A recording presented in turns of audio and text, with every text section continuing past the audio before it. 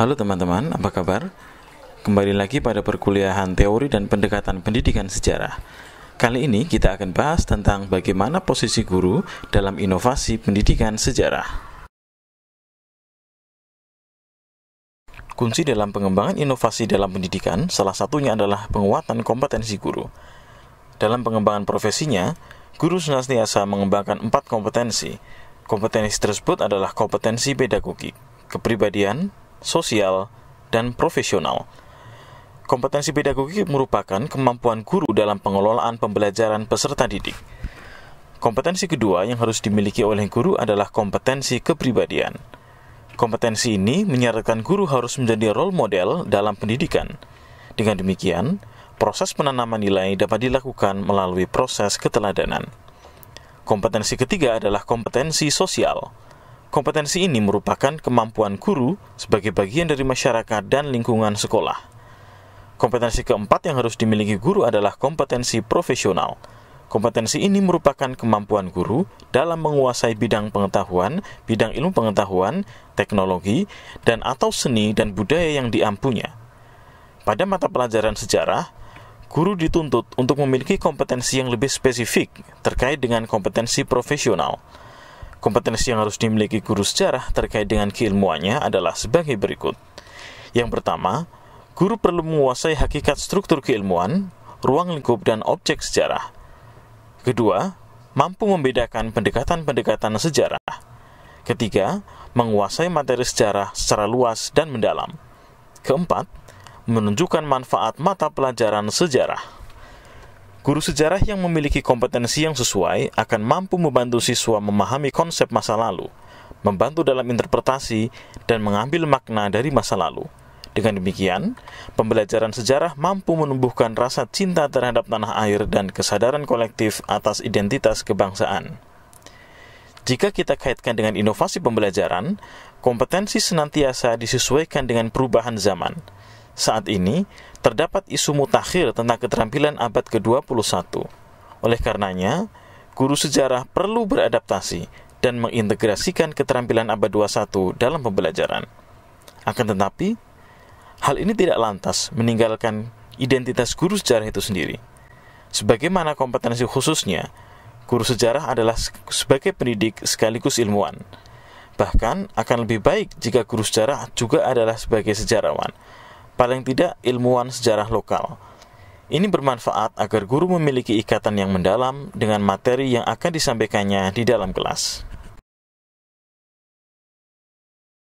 Sekarang kita akan bahas tentang keterampilan abad ke-21. Pemahaman tentang keterampilan abad ke-21 menjadi landasan yang perlu dimiliki oleh guru sejarah. Ini karena sejarah menjadi bagian dalam subjek inti untuk menumbuhkan keterampilan di abad ke-21.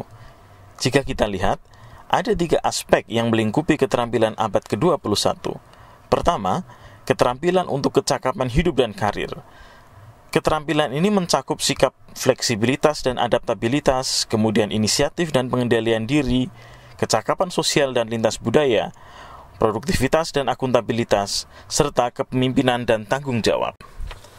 Kedua, keterampilan belajar dan inovasi.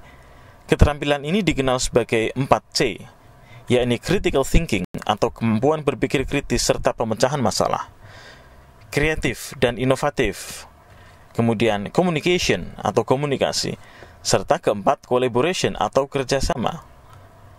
Aspek ketiga adalah kecakapan informasi, media, dan teknologi.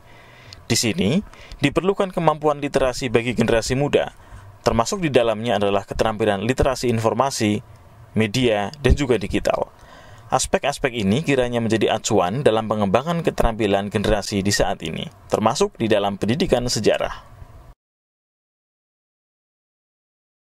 Pada abad ke-21, ada beberapa kemampuan yang perlu dikembangkan oleh guru, termasuk guru sejarah. Educators Technology menyebut ada 9 keterampilan digital yang perlu mendapat perhatian.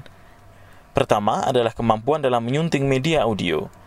Kemudian, kemampuan dalam mengembangkan konten video interaktif, seperti dengan menggunakan YouTube. Ketiga, pengembangan infografik. Dalam sejarah, media infografik memiliki keunggulan karena mampu merangkum informasi menjadi lebih padat dan menarik. Kemampuan ini saya rasa perlu untuk dikembangkan. Keempat, pengembangan professional learning network. Dalam hal ini, guru perlu memanfaatkan jejaring media sosial. Keempat, menggunakan blog untuk mewujudkan ruang partisipasi siswa.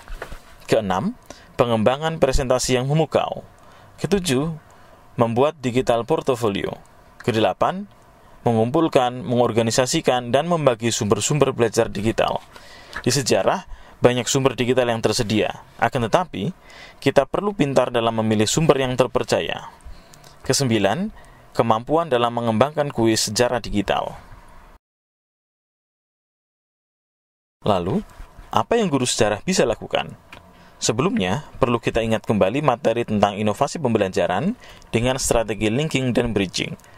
Karena strategi ini yang nanti akan kita gunakan terus untuk inovasi pembelajaran. Oke, apa yang bisa guru lakukan? Minimal ada dua hal yang perlu menjadi perhatian. Pertama, mengambil manfaat dari masa lalu untuk masa sekarang dan akan datang. Kedua, menghadirkan masa lalu di dalam kelas.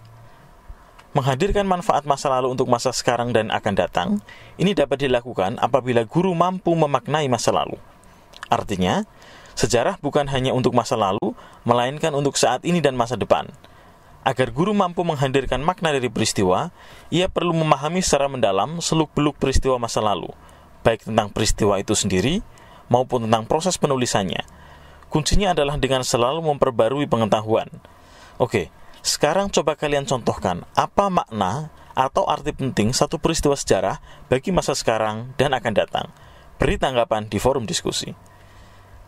Kemudian yang kedua, agar mampu mengambil makna dari sejarah, perlu menghadirkan masa lalu di dalam kelas. Ini bertujuan agar tumbuh imajinasi dan interpretasi di kalangan siswa. Dengan demikian, sejarah tidak lagi menjadi konsep yang abstrak. Artinya, masa lalu perlu dikemas dengan lebih kekinian, baik melalui media pembelajaran maupun model-model pembelajaran yang beragam. Upaya lainnya adalah dengan bersama-sama melibatkan siswa untuk hadir dalam sejarah. Ini dilakukan dengan pemilihan beragam model pembelajaran. Bisa juga dengan mengupayakan siswa menyelidiki masa lalu secara mandiri layaknya seorang sejarawan.